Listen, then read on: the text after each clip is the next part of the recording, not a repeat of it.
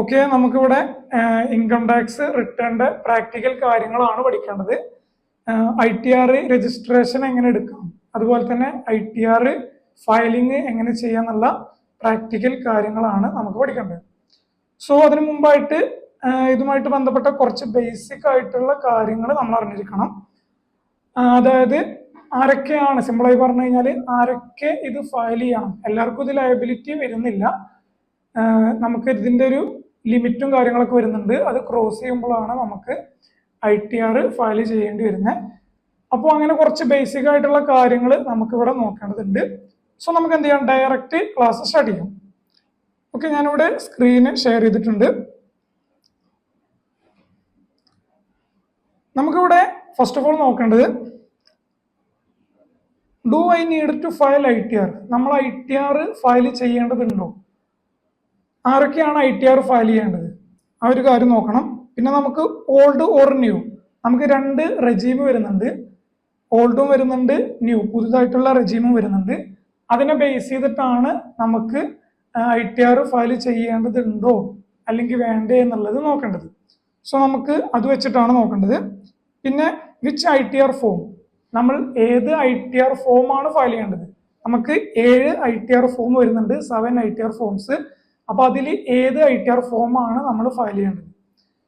Form 10IEA ഇത് എന്താണെന്നുള്ളത് നോക്കണം. പിന്നെ പ്രിസംപ്റ്റീവ് സ്കീം എന്താണെന്നുള്ളത് പഠിക്കണം. ടാക്സ് ഓഡിറ്റ് അപ്ലിക്കബിൾ ആണോ അല്ലേ എന്നുള്ളത് നോക്കണം. അതിന്റെ ഡ്യൂ ഡേറ്റും കാര്യങ്ങളും അറിയേണ്ടതുണ്ട്. ഡാറ്റ കളക്ഷൻ ആൻഡ് വെരിഫിക്കേഷൻ തുടങ്ങി ബേസിക് ആയിട്ടുള്ള കുറച്ച് കാര്യങ്ങൾ നമ്മൾ അറിഞ്ഞിരിക്കണം. അതിനുശേഷമാണ് നമ്മൾ ITR ഫയൽ ചെയ്യാൻ പോകുന്നത്. ഓക്കെ, ദെൻ നമുക്കറിയാം നമ്മൾ ഏതു വർഷത്തിന്റെ ITR ആണ് ചെയ്യാൻ പോകുന്നത്. ഫിനാൻഷ്യൽ ഇയർ 2024-25 വർഷത്തെ സാമ്പത്തിക വർഷത്തിന്റെ ITR ആണ് നമ്മൾ ഫയൽ ചെയ്യാൻ പോകുന്നത്. അതെപ്പോഴാണ് നമ്മൾ ഫയൽ ചെയ്യുന്നത്? 2025-26 അസസ്മെന്റ് ഇയർ അല്ലെ. നമ്മളിപ്പോൾ നിലവിൽ നിൽക്കുന്നത് 2025-26 ഇയറിലാണ്, സാമ്പത്തിക വർഷത്തിലാണ് നിൽക്കുന്നത്. അപ്പോൾ 2024-25 മാർച്ച് 31 കൂടി ആ ഒരു വർഷം അവിടെ കംപ്ലീറ്റ് ആയി. അപ്പോൾ ആ ഒരു സാമ്പത്തിക വർഷത്തിൽ നമുക്ക് വന്ന ഇൻകത്തിന്റെ പുറത്താണ് നമ്മൾ എന്ത് ചെയ്യുന്നത്, ITR ഫയൽ ചെയ്യാൻ പോകുന്നത്. ക്ലിയർ? ആ ഒരു കാര്യം മനസ്സിലാക്കുക. ക്ലിയർ ആണെന്ന് പ്രതീക്ഷിക്കുന്നു. ദെൻ ആരാണ് ഫയൽ ചെയ്യേണ്ടത്? പേഴ്സൺസ് ആയിട്ടുള്ള ഇൻഡിവിജ്വൽ പറയുമ്പോൾ നമ്മളെ പോലെയുള്ള ആളുകൾ ഇൻഡിവിജ്വൽ ചെയ്യണം. Then Hindu undivided family, HUF Hindu joint family അവരൊക്കെ ഉണ്ടാവില്ലേ, അവര് ITR ഫയൽ ചെയ്യേണ്ടതായിട്ട് വരും. പിന്നെ കമ്പനി, അതുപോലെ firm, LLP partnership firm, then association of persons AOP. എന്താ AOP എന്ന് പറഞ്ഞു കഴിഞ്ഞാൽ ഒരു കോമൺ പർപ്പസിന് വേണ്ടിയിട്ട് ഒരു ഗ്രൂപ്പ് ഉണ്ടാക്കിയിട്ട് ആ ഒരു കാര്യം നിറവേറ്റാൻ വേണ്ടിയിട്ട് നടക്കുന്ന ഒരു ഗ്രൂപ്പിനാണ് എന്ത് പറയുന്നത്, AOP എന്ന് പറയുന്നത്. ഇപ്പൊ ഫോർ എക്സാമ്പിൾ പറയുകയാണെന്നുണ്ടെങ്കിൽ എന്ത് ചെയ്യാം, 2 ഗ്രൂപ്പ് ചേർന്നിട്ട് അല്ലെങ്കിൽ 2 കമ്പനി ചേർന്നിട്ട് ഒരു കോമൺ പർപ്പസ് ഇതാക്കാൻ വേണ്ടിയിട്ട്, ഇപ്പൊ ഒരു റിയൽ എസ്റ്റേറ്റ് 2 കമ്പനി ചേർന്നിട്ട് ഒരു റിയൽ എസ്റ്റേറ്റ് വാങ്ങിക്കാണ്. അവിടെ എന്ത് ചെയ്യാണ്, കുറച്ച് അപ്പാർട്ട്മെന്റും കാര്യങ്ങളൊക്കെ ഉണ്ടാക്കിയിട്ട് അല്ലെങ്കിൽ ഫ്ലാറ്റ് കാര്യങ്ങൾ ഉണ്ടാക്കിയിട്ട് അത് സെയിൽ ചെയ്യാണ്. അതിൽ നിന്ന് കിട്ടുന്ന ഇൻകം എന്ത് ചെയ്യും, അവർ ഈക്വലി ഷെയർ ചെയ്ത് ഡിവൈഡ് ചെയ്തെടുക്കും. അതിനാണ് എന്ത് പറയുന്നത്, അങ്ങനെയുള്ള ഗ്രൂപ്പിനാണ് അസോസിയേഷൻ ഓഫ് പേഴ്സൺസ് എന്ന് പറയുന്നത്. പിന്നെ ബോഡി ഓഫ് ഇൻഡിവിജ്വൽസ്, ഇവിടെ എന്താണ്, ഇതുപോലെ തന്നെ ഒരു പർപ്പസ് നിറവേറ്റി അതിൽ നിന്ന് കിട്ടുന്ന ഇൻകം എന്ത് ചെയ്യാണ്, ഇവര് ഡിവൈഡ് ചെയ്യാണ്. അപ്പോൾ ഇത് രണ്ടും തമ്മിലുള്ള പ്രധാന ഡിഫറൻസ് എന്താണെന്ന് വെച്ച് കഴിഞ്ഞാൽ AOP എന്ന് പറയുന്നത് ഇൻഡിവിജ്വൽ ആവാം, അല്ലെങ്കിൽ കമ്പനി ആവാം, ഫേം ആവാം. പക്ഷെ BOI എന്ന് പറയുന്നത് അത് ഇൻഡിവിജ്വൽസ് ഓൺലി ആണ്, അതിൽ കമ്പനി ഫേമും കാര്യങ്ങളൊന്നും വരുന്നില്ല. ദെൻ നമുക്കറിയാം ലോക്കൽ അതോറിറ്റി പറയുമ്പോൾ പഞ്ചായത്ത്, മുനിസിപ്പാലിറ്റി കാര്യങ്ങളൊക്കെ വരും. അതുപോലെ ആർട്ടിഫിഷ്യൽ ജുറിഡിക്കൽ പേഴ്സൺസ് എന്ന് വെച്ച് കഴിഞ്ഞാല് ഹ്യൂമൻ പർപ്പസ് അവിടെ വരുന്നില്ല. അതായത് നമ്മുടെ യൂണിവേഴ്സിറ്റി കാര്യങ്ങൾ, അതുപോലെ തന്നെ ചാരിറ്റബിൾ ട്രസ്റ്റ്, അങ്ങനെ ഹ്യൂമന്റെ ഇത് വരാത്ത ആർട്ടിഫിഷ്യൽ ആയിട്ടുള്ള ആളുകൾ, ഇവരൊക്കെയാണ് എന്ത് പറയുന്നത്, പേഴ്സൺസ് എന്ന് പറയുന്നത്. ഓക്കെ അല്ലേ? അപ്പോൾ പേഴ്സൺസ് ആയിട്ടുള്ള ആളുകൾ എന്ത് ചെയ്യേണ്ടി വരും, ITR ഫയൽ ചെയ്യേണ്ടി വരും. സിമ്പിൾ ആയിട്ട് അങ്ങനെ മനസ്സിലാക്കുക. Okay, yes. ദെൻ നമുക്ക് അടുത്ത പറയാൻ പോകുന്ന, നമ്മൾ ITR ഫയൽ ചെയ്യേണ്ടതുണ്ടോ എപ്പോഴായിരിക്കും നമ്മൾ ITR ഫയൽ ചെയ്യേണ്ടി വരിക? എല്ലാവർക്കും ഉള്ളൊരു ഡൗട്ടാണ്. ഒരുപാട് കാര്യങ്ങൾ വരുന്നുണ്ട് ഇതിനകത്ത്. നമ്മൾ ITR ഫയൽ ചെയ്യേണ്ടതുണ്ടോ? ആർക്കൊക്കെയാണ് നിർബന്ധമായിട്ട് വരുന്നത്? Mandatory four company, LLP, partnership. നിങ്ങളുടെ ഇൻകം കാര്യങ്ങളൊന്നും ഈ ഒരു കാര്യത്തിൽ നോക്കേണ്ടതില്ല. നിങ്ങളൊരു കമ്പനിയാണ് എന്നുണ്ടെങ്കിൽ കഴിഞ്ഞ 2024-25 ഫിനാൻഷ്യൽ ഇയർ, ആ ഒരു ഇയറിന്റെ ITR ആണ് നമ്മളിവിടെ നോക്കുന്നത്. അപ്പൊ ആ ഒരു സാമ്പത്തിക വർഷത്തിൽ, ഇപ്പൊ നിങ്ങളൊരു കമ്പനി ആണെന്നുണ്ടെങ്കിൽ ആ ഒരു സാമ്പത്തിക വർഷത്തിൽ നിങ്ങൾക്ക് in case profit or loss ആണെങ്കിൽ കൂടി നിങ്ങൾ എന്ത് ചെയ്യണം? നിർബന്ധമായിട്ടും ITR ഫയൽ ചെയ്യേണ്ടത് വരുന്നുണ്ട്. നിങ്ങളൊരു LLP ആണ്, അല്ലെങ്കിൽ നിങ്ങൾ ഒരു പാർട്ട്ണർഷിപ്പ് ഫേം ആണ്. അങ്ങനെയാണെന്നുണ്ടെങ്കിൽ നിങ്ങളുടെ പാർട്ട്ണർഷിപ്പ് ഫേമിന് ലോസ് ആണ് എങ്കിൽ കൂടി നിങ്ങൾ ITR ഫയൽ ചെയ്യേണ്ടത് നിർബന്ധമായിട്ട് വരുന്നുണ്ട്. ഈ 3 വിഭാഗക്കാർക്കും ITR ഫയൽ ചെയ്യൽ നിർബന്ധമാണ്. ലോസ് ആണെങ്കിലും ITR ഫയൽ ചെയ്യണം. ഇനി ലോസ് ആണ് കരുതി ITR സ്കിപ്പ് അടിക്കാൻ പാടില്ല, നിർബന്ധമായിട്ടും ഫയൽ ചെയ്യേണ്ടതുണ്ട്. ക്ലിയർ അല്ലേ? ഇനി അതേഴ്സ്, ബാക്കിയുള്ളവരുടെ കേസിൽ എങ്ങനെ വരുന്നത്? കമ്പനി, LLP, ഫേം ഒക്കെ ആണെന്നുണ്ടെങ്കിൽ നിർബന്ധമായിട്ടും ഫയൽ ചെയ്യണം. ബാക്കിയുള്ളവരുടെ കേസിൽ എങ്ങനെ? അതേഴ്സ്, അതായത് individually, HUF, AOP, BOI, AJP, ഇവരുടെ കേസിലാണ് എന്നുണ്ടെങ്കിൽ അവർക്ക് വരുന്ന ഇൻകത്തിനെ ബേസ് ചെയ്തിട്ടാണ്, ആ 2024-25 ഫിനാൻഷ്യൽ ഇയറിൽ അവർക്ക് വരുന്ന ഇൻകം ഉണ്ടല്ലോ, അതിനെ ബേസ് ചെയ്തിട്ടാണ് ഇവർ ITR ഫയൽ ചെയ്യേണ്ടത്. അതായത് total income exceeds basic exemption limit. ഇവിടെ പറയുന്നുണ്ട് ഒരു ലിമിറ്റ് ലോ പറയുന്നുണ്ട്. ആ ഒരു ലിമിറ്റ് ക്രോസ് ചെയ്താൽ മാത്രം നിങ്ങൾ എന്ത് ചെയ്താൽ മതി? ITR ഫയൽ ചെയ്താൽ മതി. ക്ലിയർ അല്ലേ? നിർബന്ധമായിട്ടും വരുന്നത് എപ്പോഴാണ്? ബേസിക് എക്സംഷൻ ലിമിറ്റ് ക്രോസ് ചെയ്യുമ്പോഴാണ് വരുന്നത്. ഓക്കെ, 2024-25 വർഷത്തിൽ ആ ഒരു ടോട്ടൽ ഇയർ നോക്കുമ്പോൾ, ഏപ്രിൽ മുതൽ മാർച്ച് വരെ നോക്കുമ്പോൾ നമുക്ക് വന്നിട്ടുള്ള ഇൻകം, നമുക്ക് പല സോഴ്സിൽ നിന്നും ഇൻകം വന്നിട്ടുണ്ടാവും. അപ്പൊ നിങ്ങളൊരു സാലറീഡ് ആയിട്ടുള്ള ഒരു എംപ്ലോയി ആണ്. അപ്പൊ നിങ്ങൾക്ക് എന്തുണ്ടാവും? കമ്പനിയിൽ നിന്ന് അല്ലെങ്കിൽ എംപ്ലോയറിന്റെ കയ്യിൽ നിന്ന് സാലറി കിട്ടുന്നുണ്ടാവും. ആ ഒരു ഇൻകം ടോട്ടൽ നോക്കുക. നിങ്ങൾ ചിലപ്പോൾ ബിസിനസ് ചെയ്യുന്ന ആളാവും. ബിസിനസ് ചെയ്യുന്നുണ്ടെങ്കിൽ നിങ്ങൾക്ക് ബിസിനസ് ഇൻകം കിട്ടുന്നുണ്ടാവും. ആ ഒരു ഇൻകം നോക്കുക. ഇങ്ങനെ പല സോഴ്സിൽ നിന്ന് കിട്ടിയ ഇൻകംസ് ടോട്ടൽ കാൽക്കുലേറ്റ് ചെയ്തിട്ട് ഒരു ലിമിറ്റ് പറയുന്നുണ്ട്. ആ ഒരു ലിമിറ്റ് ക്രോസ് ചെയ്ത് കഴിഞ്ഞാൽ നിങ്ങൾ നിർബന്ധമായിട്ടും ITR ഫയൽ ചെയ്യേണ്ടി വരും. ഓക്കെ ആണോ? അപ്പൊ നമുക്ക് ആ ലിമിറ്റ് എന്താണെന്നുള്ളത് നോക്കിയേക്കാം. ആ ലിമിറ്റ് ക്രോസ് ചെയ്തോ ഇല്ലേ എന്നുള്ളത് നിങ്ങൾ നോക്കിയാൽ മതി. അങ്ങനെ ക്രോസ് ചെയ്തിട്ടുണ്ടെങ്കിൽ നിങ്ങൾ ITR ഫയൽ ചെയ്യൽ നിർബന്ധമാണ്. ഓക്കെ, നമുക്ക് ആ ലിമിറ്റ് എന്താന്നുള്ളത് നോക്കിയേക്കാം. ഇത് നോക്കുന്നത് നമുക്കറിയാം 2 റെജീം വരുന്നുണ്ട്. ഞാൻ പറഞ്ഞു ഓൾഡ് വേഴ്സസ് ന്യൂ, 2 റെജീം വരുന്നുണ്ട്. ആ റെജീമിനെ ബേസ് ചെയ്തിട്ടാണ് നിങ്ങൾ ഓൾഡ് റെജീം ആണോ സെലക്ട് ചെയ്യുന്നത്, നിങ്ങൾക്ക് ലിമിറ്റ് വരുന്നത് ഒരു എമൗണ്ട് ആണ്. നിങ്ങൾ ന്യൂ റെജീം ആണോ സെലക്ട് ചെയ്യുന്നത്, നിങ്ങൾക്ക് ലിമിറ്റ് വരുന്നത് മറ്റൊരു എമൗണ്ട് ആണ്. നിങ്ങൾ ഏത് റെജീം ആണോ സെലക്ട് ചെയ്യുന്നത് അതിനെ ബേസ് ചെയ്തിട്ടാണ് എക്സംഷൻ ലിമിറ്റ് ഡിസൈഡ് ചെയ്യുന്നത്. ക്ലിയർ അല്ലേ? അത് എങ്ങനെയാണ് സെലക്ട് ചെയ്യുന്നത്, എപ്പോഴാണ്, എങ്ങനെയാണ് വരുന്നത് എന്നുള്ളത് നമുക്ക് നോക്കിയേക്കാം. അതിനു മുമ്പ് നിങ്ങൾ ഓൾഡ് അല്ലെങ്കിൽ ന്യൂ റെജീം ആണ് നിങ്ങൾ സെലക്ട് ചെയ്യുന്നതെങ്കിൽ, ന്യൂ റെജീം ആണ് നിങ്ങൾ സെലക്ട് ചെയ്യാൻ പോകുന്നതെങ്കിൽ നിങ്ങൾക്ക് വരുന്ന എക്സംഷൻ ലിമിറ്റ് എന്ന് പറയുന്നത് എത്രയാണ്? 3 lakh ആണ് നിങ്ങളുടെ എക്സംഷൻ ലിമിറ്റ് വരുന്നത്. ക്ലിയർ ആണോ? അപ്പൊ നിങ്ങൾ 2024-25 ഫിനാൻഷ്യൽ ഇയറിൽ നിങ്ങൾക്ക് 3 ലക്ഷത്തിൽ കൂടുതൽ ഇൻകം വന്നിട്ടുണ്ടെങ്കിൽ നിങ്ങൾ നിർബന്ധമായിട്ടും ITR ഫയൽ ചെയ്യണം. എപ്പോഴാണ്? നിങ്ങൾ ന്യൂ റെജീം ആണ് സെലക്ട് ചെയ്യുന്നതെങ്കിൽ. ഓക്കെ അല്ലേ? അപ്പോൾ 3 ലക്ഷമാണ് ITR ലിമിറ്റ് വരുന്നത്. ഇനി നിങ്ങൾ ഓൾഡ് റെജീം ആണ് സെലക്ട് ചെയ്യുന്നതെങ്കിൽ, അവിടെ ശ്രദ്ധിക്കേണ്ട ഒരു കാര്യം, അവിടെ ഓരോ ഏജ് ഉള്ള ആളുകൾക്കും സെപ്പറേറ്റ് എക്സംഷൻ ലിമിറ്റ് ആണ് വരുന്നത്. ഇത്ര മുതൽ ഇത്ര ഏജ് വരെ ഉള്ളവർക്ക് ഈ ഒരു ലിമിറ്റ് ആണ് വരുന്നത്, ഇത്ര മുതൽ ഇത്ര ഏജ് വരെ ഉള്ളവർക്ക് മറ്റൊരു ലിമിറ്റ് ആണ് വരുന്നത്. ക്ലിയർ അല്ലേ? അങ്ങനെ ഓരോ ഏജ് ലിമിറ്റിനും സെപ്പറേറ്റ് എക്സംഷൻ ലിമിറ്റ് ആണ് വരുന്നത്. നമുക്ക് നോക്കി നോക്കാം. ഇത് ഓൾഡിന്റെ കേസിലാണ് പറയുന്നത്. ന്യൂ റെജീം ആണ് എന്നുണ്ടെങ്കിൽ എല്ലാ പ്രായക്കാർക്കും 3 ലക്ഷമാണ് വരുന്നത്. അവിടെ നിങ്ങൾ 20 വയസ്സുള്ള ഒരാളാണെന്നുണ്ടെങ്കിൽ 3 ലക്ഷമാണ് വരുന്നത്. 60 വയസ്സുള്ള ഒരാളാണെന്നുണ്ടെങ്കിൽ 3 ലക്ഷമാണ് വരുന്നത്. അവിടെ ഏജിന്റെ പ്രശ്നം വരുന്നില്ല. ന്യൂ റെജീം ആണ് സെലക്ട് ചെയ്യുന്നതെങ്കിൽ എല്ലാവർക്കും 3 ലക്ഷമാണ് വരുന്നത്. ഇനി ഓൾഡ് റെജീമിന്റെ കേസിൽ ഇവിടെ എങ്ങനെയാണ് നോക്കേണ്ടത്? ഫോർ ഇൻഡിവിജ്വൽസ് ബിലോ 60, നിങ്ങൾ 60 വയസ്സിന് താഴെയുള്ള ഒരു ഇൻഡിവിജ്വൽ ആണ് എന്നുണ്ടെങ്കിൽ നിങ്ങളുടെ എക്സംഷൻ ലിമിറ്റ് വരുന്നത് എത്രയാണ്? 2.5 ലാക്ക് ആണ് വരുന്നത്. ക്ലിയർ ആണോ? അപ്പോൾ ഒരു 50 വയസ്സുള്ള ഒരു വ്യക്തിയാണെന്നുണ്ടെങ്കിൽ 2024-25 ഫിനാൻഷ്യൽ ഇയറിൽ ITR ഫയൽ ചെയ്യണോ എന്നുള്ളത് എങ്ങനെ നോക്കുക? 2.5 ലക്ഷത്തിൽ കൂടുതൽ ഇൻകം വന്നിട്ടുണ്ടോ എന്നുള്ളതാണ് നോക്കേണ്ടത്. 2.5 ലക്ഷത്തിൽ കൂടുതൽ വന്നിട്ടുണ്ടെങ്കിൽ എന്ത് ചെയ്യണം? ITR നിർബന്ധമായിട്ടും ഫയൽ ചെയ്യണം. ഇനി നിങ്ങൾ 60-നും 80-നും ഇടയിലുള്ളവരാണ്, 60 വയസ്സ് മുതൽ അപ് ടു 80 ഇയേഴ്സ് വരെയാണെന്നുണ്ടെങ്കിൽ നിങ്ങളുടെ എക്സംഷൻ ലിമിറ്റ് വരുന്നത് എത്രയാണ്? അവിടെ 3 ലാക്ക് ആണ് വരുന്നത്. ക്ലിയർ അല്ലേ? ഇനി 80-ൽ കൂടുതൽ വയസ്സുള്ള ഒരാളാണ്, അങ്ങനെയുള്ളവരാണെന്നുണ്ടെങ്കിൽ അവിടെ എക്സംഷൻ ലിമിറ്റ് വരുന്നത് 5 ലാക്ക് ആണ്.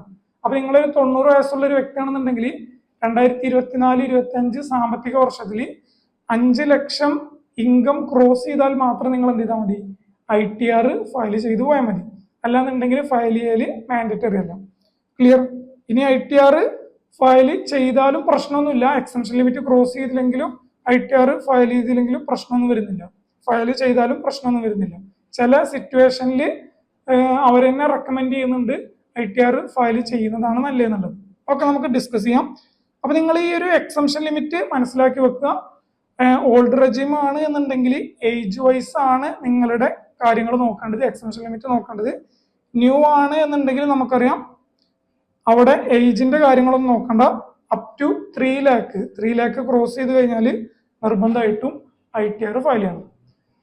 അപ്പൊ എപ്പോഴാണ് ഒരു ഇൻഡിവിജ്വൽ ആയിട്ടുള്ള വ്യക്തി അല്ലെങ്കിൽ AOP, BOI, HUF ഒക്കെ എപ്പോഴാണ് അത് ചെയ്യേണ്ടത് എന്നുള്ളത് നിങ്ങൾക്ക് മനസ്സിലായെന്ന് വിചാരിക്കുന്നു. ക്ലിയർ ആണെന്ന് കരുതുന്നു. എക്സംഷൻ ലിമിറ്റ് അപ്പൊ എല്ലാവർക്കും ഓക്കെ ആണ്. ദെൻ നമുക്ക് അടുത്ത് നോക്കേണ്ടത്, ഇനി എക്സംഷൻ ലിമിറ്റ് ക്രോസ് ചെയ്ത് കഴിഞ്ഞാൽ ITR ഫയൽ ചെയ്യണം എന്നുള്ളത് നിർബന്ധമായിട്ടുള്ള കാര്യമാണ്. ഇനി ക്രോസ് ചെയ്തില്ലെങ്കിലും, ആ ഒരു എക്സംഷൻ ലിമിറ്റ് ക്രോസ് ചെയ്തില്ലെങ്കിൽ പോലും ITR നിർബന്ധമായിട്ടും ഫയൽ ചെയ്യേണ്ട കുറച്ച് പേരുണ്ട്. എക്സംഷൻ ലിമിറ്റ് അവിടെ നോക്കേണ്ട ആവശ്യമില്ല.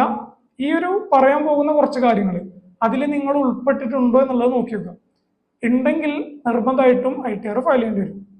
2024-25 ഫിനാൻഷ്യൽ ഇയറിൽ നിങ്ങൾ ഈ കാര്യങ്ങൾ ചെയ്തിട്ടുണ്ട്. അങ്ങനെ ചെയ്തിട്ടുണ്ടെങ്കിൽ നിങ്ങൾ എന്ത് ചെയ്യേണ്ടി വരും? നിർബന്ധമായിട്ടും ITR ഫയൽ ചെയ്യേണ്ടി വരും. നമുക്ക് നോക്കിയാലോ, കുറച്ച് സ്പെഷ്യൽ കേസസ് പറയുന്നുണ്ട്. ഈ പറയപ്പെടുന്ന കാര്യങ്ങൾ 2024-25 നിങ്ങൾക്ക് സംഭവിച്ചിട്ടുണ്ടെങ്കിൽ പിന്നെ അവിടെ എക്സംഷൻ ലിമിറ്റും കാര്യങ്ങളൊന്നും നോക്കണ്ട, നിർബന്ധമായിട്ടും ITR ഫയൽ ചെയ്യണം. ഒന്നാമത് എന്താ? Deposited more than 1 CR in current bank account. നിങ്ങൾ 24-25 ഫിനാൻഷ്യൽ ഇയറിൽ 1 കോടിക്ക് മുകളിൽ കറണ്ട് ബാങ്ക് അക്കൗണ്ടിൽ ഡെപ്പോസിറ്റ് ചെയ്തിട്ടുണ്ടെങ്കിൽ നിങ്ങൾ നിർബന്ധമായിട്ടും ITR ഫയൽ ചെയ്യണം. 2024-25 നിങ്ങൾ എന്ത് ചെയ്തിട്ടുണ്ട്?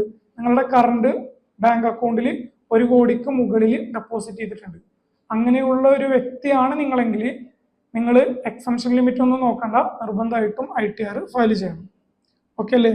രണ്ടാമത്തെ എന്താ? ഡെപ്പോസിറ്റ് തന്നെയാണ് 50 ലക്ഷത്തിൽ കൂടുതൽ എവിടെ? സേവിങ്സ് ബാങ്ക് അക്കൗണ്ടിൽ. നേരത്തെ കറണ്ട് ബാങ്ക് അക്കൗണ്ട് ആയിരുന്നു, ഇതെന്താണ്? Savings bank account. 50 ലക്ഷത്തിൽ കൂടുതൽ സേവിങ്സ് ബാങ്ക് അക്കൗണ്ടിൽ ഡെപ്പോസിറ്റ് നടത്തിയിട്ടുണ്ടെങ്കിൽ നിർബന്ധമായിട്ടും ITR ഫയൽ ചെയ്യണം. മൂന്നെന്താ? Spend more than 2 lakh on foreign travel. നിങ്ങൾ കഴിഞ്ഞ വർഷത്തിൽ 24-25 ഒരു ഫോറിൻ ട്രാവൽ ചെയ്തിട്ടുണ്ട്, ഗൾഫ് കൺട്രീസിലോട്ട് പോയിട്ടുണ്ട്, അല്ലെങ്കിൽ അമേരിക്കയിലോട്ട് പോയിട്ടുണ്ട്, ഒരു ഫോറിൻ ട്രാവൽ ചെയ്തിട്ടുണ്ട്. അതിന് വന്നിട്ടുള്ള നിങ്ങളുടെ എക്സ്പെൻസ് 2 ലക്ഷത്തിൽ കൂടുതലാണ്. അങ്ങനെയാണെന്നുണ്ടെങ്കിൽ നിങ്ങൾ നിർബന്ധമായിട്ടും ഈ ഒരു വർഷം കഴിഞ്ഞ വർഷത്തിന്റെ ITR ഫയൽ ചെയ്യേണ്ടതായിട്ടുണ്ട്. ഓക്കെ, മാൻഡേറ്ററി ആണ്. നാലാമത്തെ എന്താ? Electricity expenditure more than 1 lakh. നിങ്ങൾക്ക് കഴിഞ്ഞ വർഷത്തിൽ 1 ലക്ഷത്തിൽ കൂടുതൽ ഇലക്ട്രിസിറ്റി എക്സ്പെൻഡിച്ചർ ഇൻകേർഡ് ആയിട്ടുണ്ട്.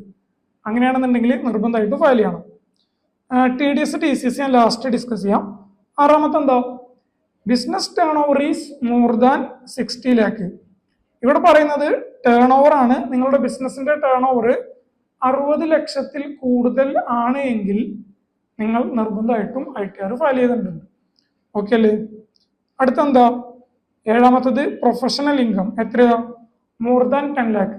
കഴിഞ്ഞ വർഷത്തിൽ നിങ്ങളുടെ പ്രൊഫഷണൽ ഇൻകം ഡോക്ടർ ആവാം, എഞ്ചിനീയർ ആവാം, അങ്ങനത്തെ പ്രൊഫഷണൽ ഇൻകത്തിൽ നിന്നും കിട്ടിയ ഇൻകം 10 ലക്ഷത്തിൽ കൂടുതലാണ്, ടേൺ ഓവർ 10 ലക്ഷത്തിൽ കൂടുതലാണെങ്കിൽ നിങ്ങൾ നിർബന്ധമായിട്ടും ITR ഫയൽ ചെയ്യണം. അപ്പൊ ഇത്തരം കാര്യങ്ങളൊക്കെ നിങ്ങളുടെ ഫിനാൻഷ്യൽ ഇയർ 2024-25 വന്നിട്ടുണ്ടെങ്കിൽ ITR ഫയൽ ചെയ്യൽ നിർബന്ധമാണ്. ഓക്കെ, ദെൻ ഇനി TCSും TDSന്റെ ഒരു കേസ് പറയുന്നുണ്ട്. TDS or TCS is more than 25,000.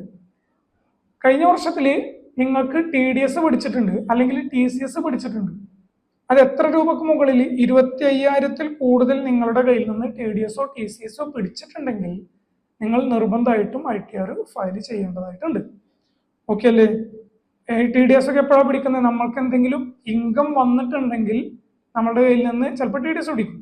അങ്ങനെ TDS പിടിച്ചത് 25,000 കൂടുതലാണ് എങ്കിൽ നിർബന്ധമായിട്ടും ITR ഫയൽ ചെയ്യേണ്ടതുണ്ട്. ഇനി കുറവാണ്, 25,000 കുറവാണ് എന്നുണ്ടെങ്കിലും ITR ഫയൽ ചെയ്യുന്നത് നല്ലതാണ്. അതെന്താന്നുള്ളതൊക്കെ പറഞ്ഞുതരാം. അപ്പൊ 25,000 കൂടുതൽ TCSോ TDSോ ഉണ്ടെങ്കിൽ ITR ഫയൽ ചെയ്യൽ നിർബന്ധമാണ്. ഇനി ഇത് 50,000 ആണ് വരുന്നത് അബോവ് 60 ഇയേഴ്സ്, സീനിയർ സിറ്റിസന്റെ കേസിലാണെന്നുണ്ടെങ്കിൽ അവിടെ 25,000 പകരം 50,000 ആണ് വരുന്നത്. ആ ഒരു കാര്യം മനസ്സിലാക്കുക. ക്ലിയർ? അപ്പോ ആ ഒരു കാര്യങ്ങൾ നിർബന്ധമായിട്ടും ഈ ഒരു കാര്യങ്ങളൊക്കെ നിങ്ങളുടെ ഫിനാൻഷ്യൽ ഇയർ 24-25 ഏതെങ്കിലും ഒന്ന് നിങ്ങൾക്ക് സംഭവിച്ചിട്ടുണ്ടെങ്കിൽ നിർബന്ധമായിട്ടും ITR ഫയൽ ചെയ്യേണ്ടി പോകണം. ഇനി അടുത്തൊരു കാര്യം നോക്കാനുള്ളത്, ഇത് നിർബന്ധമായിട്ടും ചെയ്യേണ്ട കാര്യങ്ങളാണ് ഇപ്പൊ പറഞ്ഞത്. ഇനി ഇതൊന്നും ഇല്ലെങ്കിലും അവര് റെക്കമെൻഡ് ചെയ്യാണ് നിങ്ങൾ ITR ഫയൽ ചെയ്യുന്നത് എന്തുകൊണ്ടും ബെനിഫിഷ്യൽ ആയിരിക്കും. അങ്ങനെ പറയാണ്, ഈ ഒരു കാര്യങ്ങൾ നിങ്ങൾക്ക് സംഭവിച്ചിട്ടുണ്ടെങ്കിൽ അല്ലെങ്കിൽ സംഭവിക്കാൻ പോകുന്നുണ്ടെങ്കിൽ നിങ്ങൾ എന്ത് ചെയ്യുക, ITR ഫയൽ ചെയ്തു പോവുക, അത് ബെറ്റർ ഓപ്ഷൻ ആയിരിക്കും. നമുക്ക് നോക്കിയോക്കാം എന്താ പറയുന്നത്. റെക്കമെൻഡ് ഫോർ ITR ഫയലിംഗ് പറയാണ് ടു ക്ലെയിം TDS റീഫണ്ട്. നിങ്ങൾക്ക് TDS പിടിച്ചിട്ടുണ്ട്, നിങ്ങൾക്കൊരു ഇൻകം വന്നപ്പോൾ അവരെന്ത് ചെയ്തിട്ടുണ്ട്, TDS പിടിച്ചിട്ടുണ്ട്. അങ്ങനെ TDS പിടിച്ചിട്ടുണ്ടെങ്കിൽ 25,000 കൂടുതലാണെന്നുണ്ടെങ്കിൽ നിർബന്ധമായിട്ടും ITR ഫയൽ ചെയ്യണം, നമ്മൾ പറഞ്ഞു. ഇനി 25,000 കുറവാണെങ്കിൽ പോലും നിങ്ങൾ എന്ത് ചെയ്യുക, ITR ഫയൽ ചെയ്ത് പോകാനായിട്ട് ശ്രമിക്കുക. എന്തിനു വേണ്ടിയിട്ടാ? നമുക്ക് TDS റീഫണ്ട് കിട്ടാനൊക്കെ ആയിട്ട് അത് ഉപകരിക്കും. ക്ലിയർ അല്ലേ? ഇപ്പോ ഈ TDSും TCSും ഒക്കെ നമ്മൾ ഡിസ്കസ് ചെയ്ത TDSും TCSും ഒക്കെ നമുക്ക് ടാക്സ് ലയബിലിറ്റി കുറക്കാനായിട്ട് സഹായിക്കും. അതായത് ഇപ്പൊ നമുക്ക് ടാക്സ് ലയബിലിറ്റി ഒരു 10,000 രൂപ ഉണ്ട്. ഓക്കെ, നമുക്ക് ആ ഒരു വർഷത്തില് TDS ആയിട്ട് എത്ര ഉണ്ട്, 25,000 രൂപ ഉണ്ടെന്ന് സങ്കല്പിക്കും.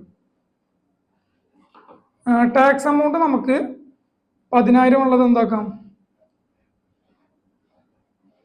30,000 രൂപ ആക്കാം. ഓക്കെ, ടാക്സ് എമൗണ്ട് 30,000 രൂപയും TDS നിങ്ങൾക്ക് 25,000 രൂപയുണ്ട്. അങ്ങനെയാണെന്നുണ്ടെങ്കിൽ ഈ ടാക്സ് എമൗണ്ട് ലയബിലിറ്റിയിൽ നിന്നും 25,000 TDS കുറച്ച് ബാക്കി 5,000 രൂപ നിങ്ങൾ എന്ത് ചെയ്താൽ മതി, ഗവൺമെന്റിലോട്ട് പേയ്മെന്റ് ചെയ്താൽ മതി. അങ്ങനെ TCSും TDSും ഒക്കെ ഉണ്ടെങ്കിൽ നമുക്ക് എന്ത് ചെയ്യാം, ഇത് അതിൽ നിന്നും അഡ്ജസ്റ്റ് ചെയ്യാനായിട്ട് പറ്റും. അങ്ങനെ ഒരു ഉപകാരമുണ്ട്. അങ്ങനെ അഡ്ജസ്റ്റ് ചെയ്യണമെന്നുണ്ടെങ്കിൽ നിങ്ങൾ എന്ത് ചെയ്യേണ്ടി വരും, അത് ITR ഒക്കെ ഫയൽ ചെയ്ത് പോകണം. ക്ലിയർ അല്ലേ? ഇനി നിങ്ങൾക്ക് ടാക്സ് എമൗണ്ട് എത്രയാണ്, 10,000 രൂപയാണ്. TDS എമൗണ്ട് 15,000 രൂപയുണ്ട്. ക്ലിയർ? അങ്ങനെയാണെന്നുണ്ടെങ്കിൽ 10,000 രൂപയെ നമുക്ക് ടാക്സ് ലയബിലിറ്റി വരുന്നുള്ളൂ, TDS 15,000 രൂപയുണ്ട്. അങ്ങനെയാണെന്നുണ്ടെങ്കിൽ നമുക്ക് ടാക്സ് എമൗണ്ട് എത്രയായിരിക്കും, 0 ആയിരിക്കും നമ്മുടെ ലയബിലിറ്റി വരിക. കാരണം നമ്മളുടെ ഓൾറെഡി നമുക്ക് എന്തുണ്ട്, TDS പിടിച്ചത് 15,000 രൂപയുണ്ട്. അപ്പൊ നമുക്ക് എന്ത് ചെയ്യേണ്ട ആവശ്യമില്ല, ആ ഒരു വർഷത്തിൽ ടാക്സ് ഗവൺമെന്റിലോട്ട് അടക്കേണ്ട ആവശ്യം വരുന്നില്ല. എന്നിട്ട് ബാക്കി വരുന്ന 5,000 നമുക്കില്ലേ TDS എമൗണ്ട് റീഫണ്ട് ആയിട്ട് കിട്ടുകയും ചെയ്യും. ഇങ്ങനെ റീഫണ്ട് ആ ഒരു TDS എമൗണ്ട് കിട്ടണം എന്നുണ്ടെങ്കിൽ നമ്മൾ എന്ത് ചെയ്യണം, ITR നിർബന്ധമായിട്ടും ഫയൽ ചെയ്യണം.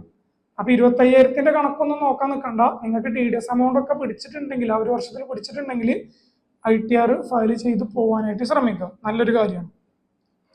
ദെൻ പിന്നെ റെക്കമെൻഡ് ചെയ്യാണ് ഫ്യൂച്ചർ ലോൺസ്. നിങ്ങൾ ഭാവിയിൽ ഒരു ലോൺ എടുക്കാൻ വിചാരിക്കുന്നുണ്ട്, അതിപ്പോൾ എന്ത് ലോൺ ആയിക്കോട്ടെ, ബിസിനസ് ലോണോ ഹൗസ് ലോണോ എന്ത് ലോണായാലും ലോൺ എടുക്കാൻ പോകുന്ന സമയത്ത് ഇവര് ITR ഫയൽ ചെയ്തതിന്റെ കാര്യങ്ങളൊക്കെ ചോദിക്കും. അപ്പൊ ITR ഫയൽ ചെയ്തിട്ടുണ്ടെങ്കിൽ പെട്ടെന്ന് തന്നെ ലോണ് പാസ്സാവാനൊക്കെ സഹായിക്കും. അപ്പൊ ITR ഫയൽ ചെയ്യുന്നത് എന്താണ്, ലോണ് കിട്ടാൻ ഹെൽപ്ഫുൾ ആയിരിക്കും. പിന്നെ അതുപോലെ തന്നെ ഫോറിൻ ട്രാവൽ. നിങ്ങൾ ഫ്യൂച്ചറിൽ ഒരു ട്രാവൽ പുറത്തോട്ട് ഔട്ട്സൈഡ് ഇന്ത്യ പോകാൻ വിചാരിക്കുന്നുണ്ട്. അങ്ങനെയാണെന്നുണ്ടെങ്കിൽ എന്ത് ചെയ്യാം, നിങ്ങൾക്ക് ITR ഇപ്പൊ തന്നെ ഫയൽ ചെയ്ത് പോകുന്നത് ഒരു ബെറ്റർ ഓപ്ഷൻ ആയിരിക്കും. കാര്യങ്ങളൊക്കെ വിസ കാര്യങ്ങളൊക്കെ റെഡി ആവാൻ പെട്ടെന്ന് ഉപകരിക്കും. അപ്പോൾ ലോണും കാര്യങ്ങളും അതുപോലെ തന്നെ ട്രാവലിന്റെ കാര്യങ്ങൾ, ഫോറിൻ ട്രാവലൊക്കെ നടത്തണമെന്നുണ്ടെങ്കിൽ ITR ഫയൽ ചെയ്യുന്നത് ഒരു ബെറ്റർ ഓപ്ഷനാണ്. Then carry forward loss. ഇപ്പൊ നമ്മൾ ബിസിനസ് ചെയ്യുമ്പോൾ നമുക്ക് എന്ത് വരാം, ലോസ് കാര്യങ്ങൾ വരാം. ഇപ്പൊ ചിലർ ബിസിനസ് ചെയ്യുമ്പോൾ ലോസ് വന്നു കഴിഞ്ഞാൽ എന്ത് ചെയ്യൂല, ITR ഫയൽ ചെയ്യാണ്ട് പോകും. ഫയൽ ചെയ്യാണ്ട് പോയി കഴിഞ്ഞാൽ അവിടെ നഷ്ടം സംഭവിക്കുന്നത് നമുക്ക് തന്നെയാണ്. ഓൾറെഡി നമുക്ക് അവിടെ ലോസ് സംഭവിച്ചു. അതിന്റെ പുറത്ത് പിന്നെ ഒരു പ്രശ്നം എന്താ വരിക വെച്ച് കഴിഞ്ഞാൽ, നമുക്ക് ഈ ലോസ് സംഭവിച്ചാൽ എന്ത് ചെയ്യും, അടുത്ത വർഷത്തിലോട്ട് ക്യാരി ഫോർവേഡ് ചെയ്യാനായിട്ട് പറ്റും. അടുത്ത വർഷത്തെ ഇൻകത്തിൽ നിന്നും ടാക്സ് ലയബിലിറ്റിയിൽ നിന്നും നമുക്ക് എന്ത് ചെയ്യാം, ഈ ഒരു ലോസ് കുറച്ചിട്ട് ബാക്കി നമുക്ക് എമൗണ്ട് ടാക്സ് ലയബിലിറ്റി വരത്തുള്ളൂ. അപ്പോൾ ഈ ഒരു ലോസ് അടുത്ത വർഷത്തിലോട്ട് ക്യാരി ഫോർവേഡ് ചെയ്യണം എന്നുണ്ടെങ്കിൽ ഈ ലോസ് സംഭവിച്ച വർഷത്തിൽ നമ്മൾ എന്ത് ചെയ്യേണ്ടത്, ITR ഫയൽ ചെയ്തു പോകണം. ക്ലിയർ ആണോ? ഇപ്പോൾ ചിലവരൊക്കെ ചെയ്യും, ബിസിനസ് സ്റ്റാർട്ട് ചെയ്യുന്ന സമയത്ത് ചിലപ്പോൾ ആ ഒരു ഫസ്റ്റ് ഇയർ അല്ലേ, ചിലപ്പോൾ ലോസ് ഒക്കെ സംഭവിക്കും. അങ്ങനെ ലോസ് സംഭവിച്ചു കഴിഞ്ഞാൽ പലരും ചെയ്യുന്ന കാര്യമാണ് ITR ഫയൽ ചെയ്യാണ്ട് പോവുക. ഫയൽ ചെയ്യാണ്ട് പോയി കഴിഞ്ഞാൽ നമുക്ക് എന്ത് ചെയ്യില്ല, ആ ഒരു ലോസ് ക്യാരി ഫോർവേഡ് ചെയ്ത് സെറ്റ് ഓഫ് ചെയ്യാനൊന്നും പറ്റില്ല. നിങ്ങൾ ലോസ് സംഭവിച്ച ആ വർഷത്തിൽ തന്നെ ITR ഫയൽ ചെയ്തു. അങ്ങനെയാണെന്നുണ്ടെങ്കിൽ നമുക്ക് അടുത്ത വർഷം ചിലപ്പോൾ ഇൻകം കിട്ടും, ബിസിനസ്സിൽ നിന്ന് പ്രോഫിറ്റ് ഒക്കെ കിട്ടി. പ്രോഫിറ്റ് കിട്ടുമ്പോൾ നമുക്ക് എന്ത് ചെയ്യാം, കഴിഞ്ഞ വർഷത്തെ ലോസ് ഇതിൽ നിന്നും അഡ്ജസ്റ്റ് ചെയ്യാനായിട്ട് പറ്റും. സെറ്റ് ഓഫ് ചെയ്ത് ബാക്കി എമൗണ്ടിന് നമ്മൾ ടാക്സ് പേയ്മെന്റ് ചെയ്താൽ മതി. ക്ലിയർ അല്ലേ? അപ്പോൾ ഈ ഒരു കാര്യത്തിലൊക്കെ റെക്കമെൻഡ് ചെയ്യുന്നത് ITR ഫയൽ ചെയ്യാനായിട്ടാണ്. അപ്പോൾ ആ ഒരു കാര്യങ്ങൾ ശ്രദ്ധിച്ചു പോവാം. ദെൻ അങ്ങനെയാണെന്നുണ്ടെങ്കിൽ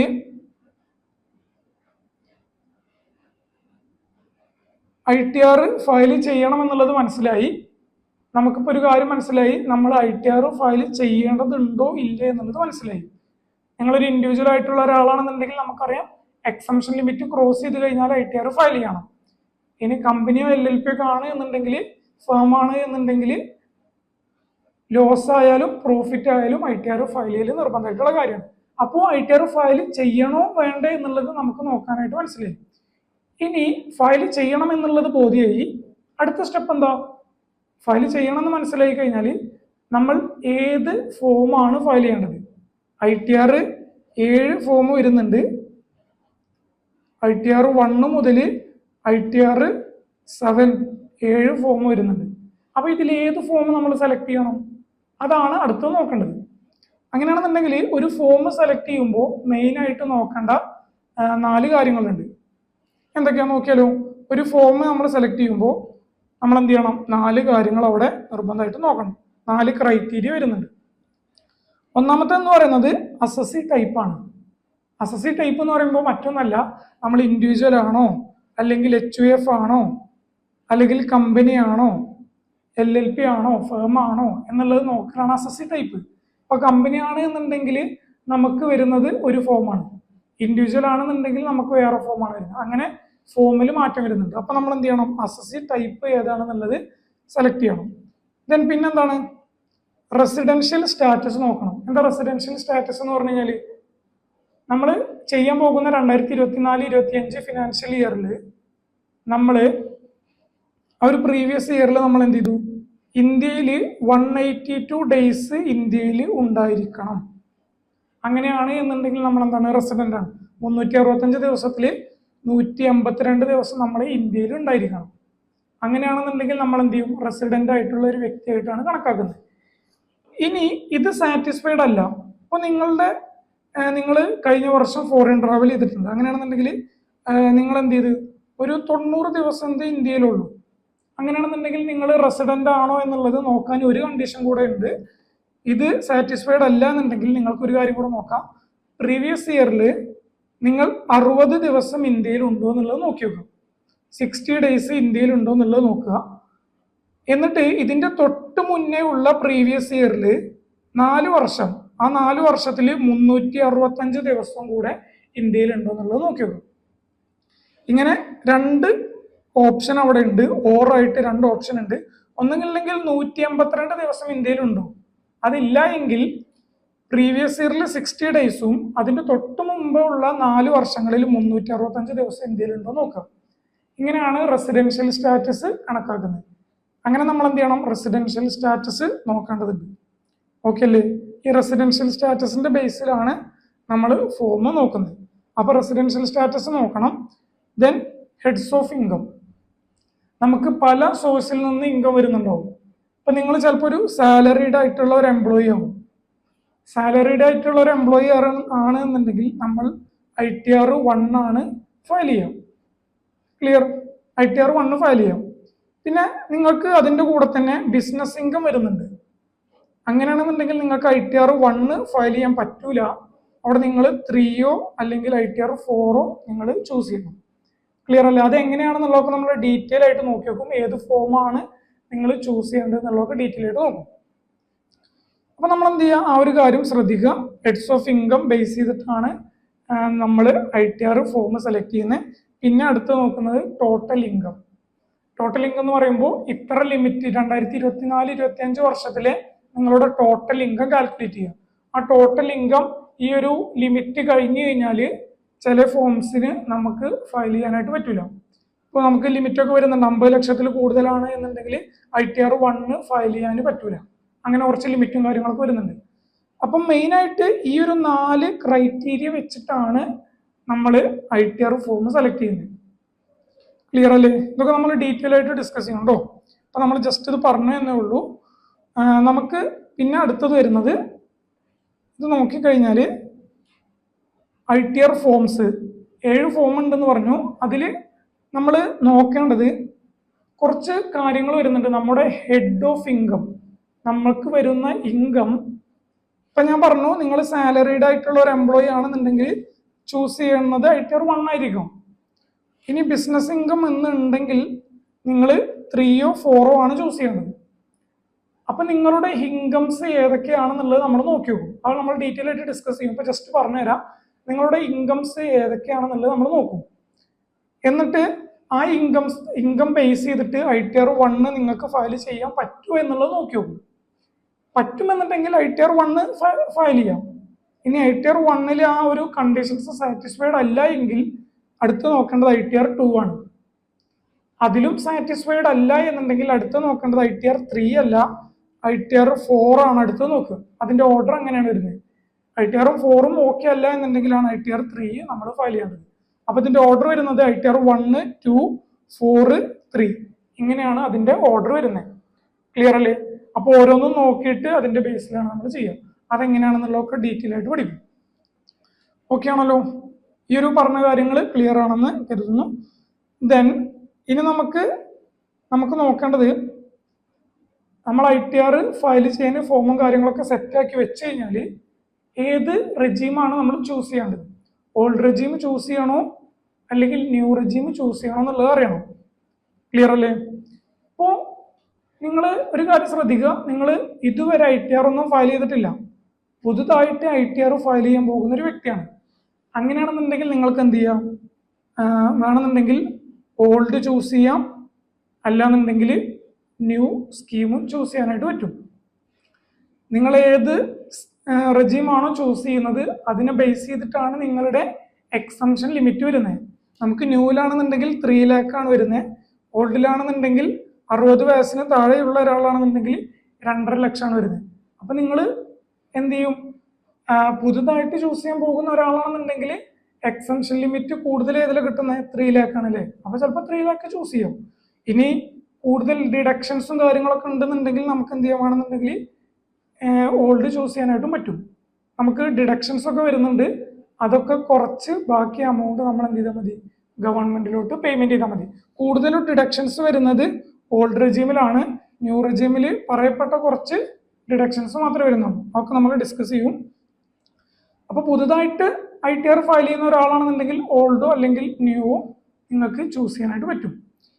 ഇനി ഓൾറെഡി ഫയൽ ചെയ്തിട്ടുള്ള ഒരാളാണ്, കഴിഞ്ഞ വർഷം ഫിനാൻഷ്യൽ ഇയറിൽ ഓൾഡ് റെജീം ആണ് ചൂസ് ചെയ്ത് ഫയൽ ചെയ്തിട്ടുള്ളത്, അങ്ങനെയാണെന്നുണ്ടെങ്കിൽ നിങ്ങൾ എന്ത് ചെയ്യുക, എക്സംഷൻ ലിമിറ്റ് ഈ ഒരു വർഷവും നോക്കേണ്ടത് ഓൾഡ് റെജീം വെച്ചിട്ട് തന്നെയാണ്. 2.5 lakh തന്നെയാണ് 60 വയസ്സിനുള്ള ഒരാളാണെന്നുണ്ടെങ്കിൽ നോക്കേണ്ടത്. ക്ലിയർ? ഇനി നമുക്ക് ഓൾഡിൽ നിന്ന് ന്യൂയിലോട്ടും ന്യൂവിൽ നിന്ന് ഓൾഡിലോട്ടൊക്കെ സ്വിച്ച് ചെയ്യാനായിട്ട് പറ്റും, മാറാനായിട്ട് പറ്റും. അതിനാണ് നമുക്ക് 10IAEA എന്ന് പറയുന്ന ഫോം നമ്മൾ ഫയൽ ചെയ്യേണ്ടതുണ്ട്. അതായത് ഇപ്പൊ നിങ്ങൾക്ക് കഴിഞ്ഞ വർഷത്തിൽ ബിസിനസ് ഇൻകം ഉണ്ട്, മനസ്സിലാക്കുക. ബിസിനസ് ഇൻകം ഉള്ള ഒരാളാണെന്നുണ്ടെങ്കിൽ നമുക്ക് ന്യൂവിൽ നിന്ന് ഓൾഡിലോട്ട് ഓപ്റ്റ് ഔട്ട് ചെയ്യണം എന്നുണ്ടെങ്കിൽ നിങ്ങൾ എന്ത് ചെയ്യണം, ഈ ഒരു ഫോം ഫയൽ ചെയ്തിട്ടുണ്ടാവണം. നിങ്ങൾക്ക് ബിസിനസ് ഇൻകം ഒന്നുമില്ല, നിങ്ങൾ സാലറീഡ് ആയിട്ടുള്ള ഒരു എംപ്ലോയി ആണ് എന്നുണ്ടെങ്കിൽ നിങ്ങളുടെ ഫോം ഒന്നും ഫയൽ ചെയ്യേണ്ട ആവശ്യമില്ല. ഡയറക്റ്റ് എന്ത് ചെയ്യാൻ പറ്റും, സ്വിച്ച് ചെയ്യാനായിട്ട് പറ്റും. വേറെ ഫോർമാലിറ്റീസും കാര്യങ്ങളൊന്നും ഇല്ല, സിമ്പിളായിട്ട് സ്വിച്ച് ചെയ്യാം. ഓക്കെ, അപ്പൊ ആ ഒരു കാര്യം ശ്രദ്ധിച്ചു പോവാം. ഓക്കെ അല്ലേ? ഇനി ഓൾഡ് ആണ് എന്നുണ്ടെങ്കിൽ ടാക്സ് റേറ്റും കാര്യങ്ങളും എങ്ങനെയാണ് വരുന്നത് എന്നുള്ളത് നമുക്ക് നോക്കി നോക്കാം. അപ്പൊ സ്ക്രീനിൽ കാണാം, ഓൾഡ് ടാക്സ് റെജീം ആണെന്നുണ്ടെങ്കിൽ ടാക്സ് റേറ്റ് ഇങ്ങനെയാണ് വരുന്നത്. അപ് ടു 3 lakh വരെയാണെന്നുണ്ടെങ്കിൽ നമുക്കറിയാം ടാക്സ് റേറ്റ് 0% ആണ് വരുന്നത്. ഇനി ഓൾഡ് റെജീം പ്രകാരം 3 lakh ക്രോസ് ചെയ്താൽ ITR ഫയൽ ചെയ്യേണ്ടി വരുന്നുള്ളൂ. അപ്പൊ 3 lakh വരെയുള്ള ഇൻകത്തിന് നിങ്ങൾ എന്ത് ചെയ്യേണ്ട ആവശ്യമില്ല, ടാക്സ് അടക്കേണ്ട ആവശ്യമില്ല. റേറ്റ് എത്രയാണ്, 0% ആണ് വരുന്നത്. ഇനി നിങ്ങൾ ഫിനാൻഷ്യൽ ഇയറിൽ 2024-25 3 ലക്ഷം മുതൽ 7 ലക്ഷം വരെയാണ് നിങ്ങളുടെ ഇൻകം എങ്കിൽ നിങ്ങൾ ടാക്സ് റേറ്റ് ചുമത്തേണ്ടത് 5% ആണ് വരുന്നത്. നിങ്ങൾ 4 ലക്ഷം ഉള്ളൊരു കഴിഞ്ഞ ഫിനാൻഷ്യൽ ഇയറിൽ നിങ്ങളുടെ ടോട്ടൽ ഇൻകം 4 ലക്ഷമാണ്. 4 ലക്ഷം ആണെന്നുണ്ടെങ്കിൽ നിങ്ങൾ എന്ത് ചെയ്യണം, ആ ഒരു എമൗണ്ടിന്റെ പുറത്ത് നിങ്ങൾ എന്ത് ചെയ്യണം, 5% ആണ് ചുമത്തേണ്ടത്.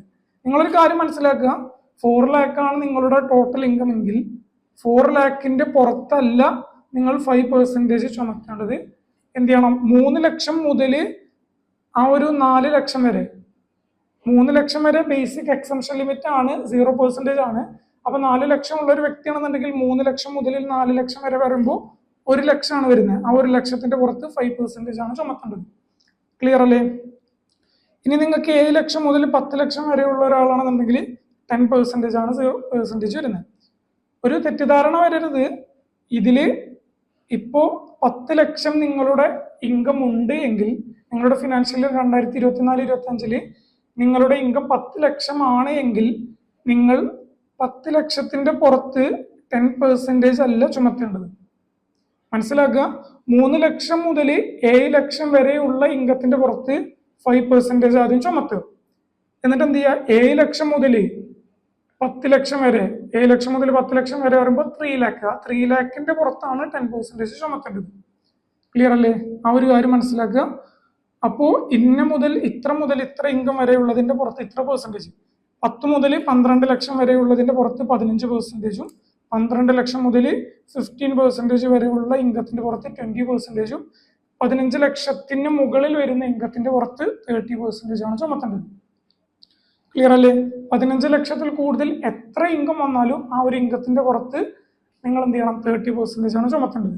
ഒരു 18 ലക്ഷം ഇൻകമാണ് നിങ്ങളുടെ ടോട്ടൽ ഇൻകം എങ്കിൽ നിങ്ങൾ എന്ത് ചെയ്യണം, 18 ലക്ഷം വരെ 15 ലക്ഷം വരെ ഉള്ളത് ഈ ഒരു പെർസെൻറ്റേജ് ചുമത്തി വരിക.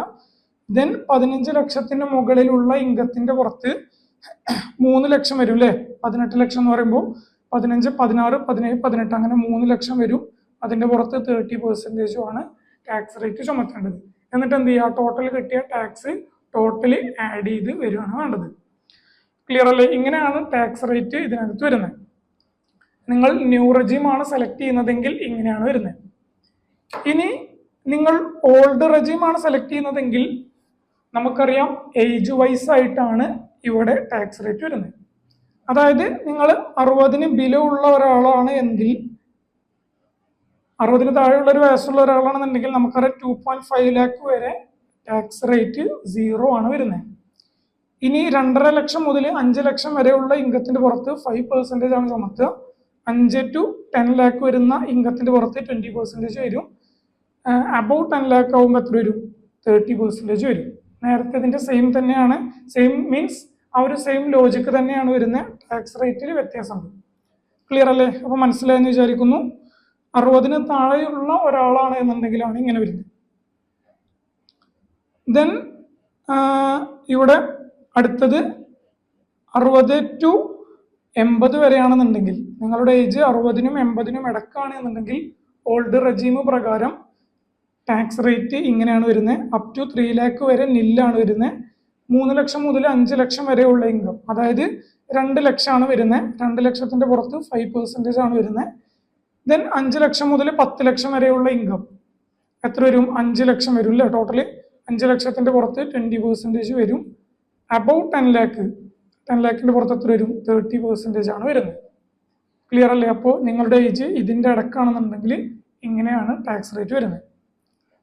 ഇനി 80 മുകളിലുള്ള ഒരാളാണ് എന്നുണ്ടെങ്കിൽ എങ്ങനെ വരും? ടാക്സ് റേറ്റ് വരുന്നത് അപ് ടു 5 ലാക്ക് വരെ നില്ലാണ് വരുന്നത്. 5 ലക്ഷം വരെ എന്തില്ല, ITR ഫയൽ ചെയ്യേണ്ടതില്ല. അതുകൊണ്ട് തന്നെ ടാക്സ് റേറ്റ് 0 ആണ് വരുന്നത്. 5 മുതൽ 10 ലക്ഷം വരെയുള്ള ഇൻകത്തിന്റെ പുറത്ത് 20% ചുമത്തുക. 10 ലക്ഷത്തിന്റെ മുകളിലുള്ള ഇൻകത്തിന്റെ പുറത്ത് 30% ആണ് അടിക്കേണ്ടത്. ക്ലിയർ അല്ലേ? അപ്പോൾ ഓൾഡ് റെജീം പ്രകാരം ആണ് എന്നുണ്ടെങ്കിൽ ഏജ് വൈസ് ആണ് ടാക്സ് റേറ്റ് വരുന്നത്. അതിനെ ബേസ് ചെയ്തിട്ട് നിങ്ങൾ എന്ത് ചെയ്യുക? നിങ്ങളുടെ ഏജ് ഇതിന്റെ ഏതിലാണോ വരുന്നത് അത് നിങ്ങൾ എന്ത് ചെയ്യണം? ടാക്സ് റേറ്റ് ചുമത്തി പോകണം. ന്യൂ റെജീം പ്രകാരമാണെന്നുണ്ടെങ്കിൽ മറ്റൊന്നും നോക്കണ്ട, ഏജ് വൈസ് ഒന്നും നോക്കണ്ട, എല്ലാ പ്രായക്കാർക്കും ഈ ഒരു ടാക്സ് റേറ്റ് തന്നെയാണ് വരുന്നത്. ഓക്കെ ആണല്ലോ? അപ്പൊ ആ ഒരു കാര്യം മനസ്സിലാക്കി പോവാം. അപ്പോൾ ഇത്തരം കാര്യങ്ങളൊക്കെ നമ്മൾ എന്ത് ചെയ്യണം? ITR ഫയൽ ചെയ്യുന്നതിന് മുമ്പായിട്ട് അറിഞ്ഞിരിക്കേണ്ടതുണ്ട്. ഡയറക്റ്റ് കയറിയിട്ട് ITR ഫയൽ ചെയ്യാൻ നമ്മളെ കൊണ്ട് പറ്റൂല. നമ്മൾ എന്ത് ചെയ്യണം? ഏത് റെജീമാണോ ചൂസ് ചെയ്യുന്നത് എന്നുള്ളത് ആദ്യം സെലക്ട് ചെയ്യുക. ദെൻ നിങ്ങൾ എന്ത് ചെയ്യണം? ITR ഫയൽ ചെയ്യാൻ ആദ്യം ഫസ്റ്റ് ഓഫ് ഓൾ നോക്കേണ്ടത് ITR ഫയൽ ചെയ്യാൻ ലയബിൾ ആണോ എന്നുള്ളത് നോക്കി നോക്കുക. പിന്നെ ലയബിൾ അല്ലെങ്കിൽ കൂടി TCS TDS ഒക്കെ നിങ്ങൾക്ക് ഉണ്ടെങ്കിൽ ITR ഫയൽ ചെയ്ത് പോകാനായിട്ട് ശ്രമിക്കുക. ബിസിനസ് ലോസ് എന്തെങ്കിലുമൊക്കെ ഉണ്ടെങ്കിൽ ITR ഫയൽ ചെയ്ത് പോകാനായിട്ട് ശ്രമിക്കുക. അങ്ങനത്തെ കാര്യങ്ങളൊക്കെ നോക്കി പോവാം. ഓക്കെ. പിന്നെ ഏത് ഫോമാണ് സെലക്ട് ചെയ്യേണ്ടത് എന്നുള്ളത് നോക്കണം. അതിന് കുറച്ച് ക്രൈറ്റീരിയ കാര്യങ്ങളുണ്ട്, അത് നമ്മൾ നോക്കി പോകണം. പിന്നെ നമ്മുടെ ഇൻകം ബേസ് ചെയ്തിട്ടാണ് നിങ്ങൾ എന്ത് ചെയ്യേണ്ടത്? ITR ഫോം സെലക്ട് ചെയ്യേണ്ടത്. അത് നമ്മൾ നെക്സ്റ്റ് ഡേ ക്ലാസ്സിൽ പഠിക്കും. അപ്പോൾ ഇത്രയും കാര്യങ്ങളാണ് നമ്മൾ ഡിസ്കസ് ചെയ്തത്. ബേസിക് ആയിട്ടുള്ള കുറച്ച് കാര്യങ്ങളാണ്. എല്ലാവർക്കും ക്ലിയർ ആണെന്ന് കരുതുന്നു.